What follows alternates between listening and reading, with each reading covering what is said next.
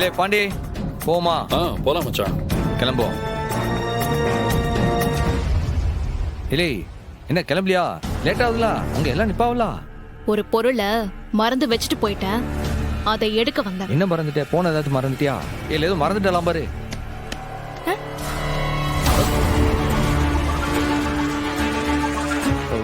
அது ஒரு தற்காப்புக்கு. என்ன தற்காப்புக்கு? நாம என்ன போருக்கா போறோம்?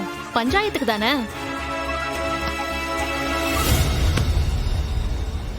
பாண்டி, சண்முகம், 2 பேரும் தயவு செஞ்சு கேளுங்க. பஞ்சாயத்துல யாரும் உணர்ச்சி வசப்படக்கூடாது, எந்த கலாட்டாவும் நடக்க கூடாது. எதுவா இருந்தாலும் பேசிதான் முடிவு பண்ணணும். பஞ்சாயத்துங்கிறதே பேசி முடிவு பண்றதுக்காக தான். புரிஞ்சுதா? எல்லாம் அந்த பொறுக்கி பையன் நடந்துக்கிற விதத்துல தான் இருக்கு. இல்ல நிச்சயம் நாங்களா சண்டைக்கு போறது இல்ல, அத மனசுல வச்சுக்க.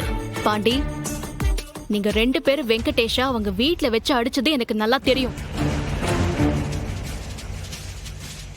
அவ்வளோ சமாதானமான ஆளுங்கன்னா அங்க விஷயத்தை மட்டும் சொல்லிட்டு வந்திருக்க வேண்டியதானே. ஏலே, இவன் போலீஸ்னு பார்க்காம அவன் கட்டை எடுத்துட்டு வந்து இவன் அடிக்க பார்ப்பான். அதை பார்த்துக்கிட்டே நிக்க சொல்லுதியா? அதான் விளக்கறதுக்காக நெஞ்சில காலை வச்சு தட்டி விட்டேன், அவ்வளவுதான். ஆமாம்ல, அவனை அதுக்கு மேலாம் அடிக்கல. அந்த மிதிக்கு அவன் சோஃபால பந்து மாதிரி பட்டு விழுந்துட்டான். அப்படியா? சூப்பர் மாமா. அண்ணே மாசண்ணே. மொத்த குடும்பமும் இப்படி வயலன்ஸா இருந்தா விளங்குன மாதிரி தான். ஐயோ, வாங்க போலாம். ஏலே,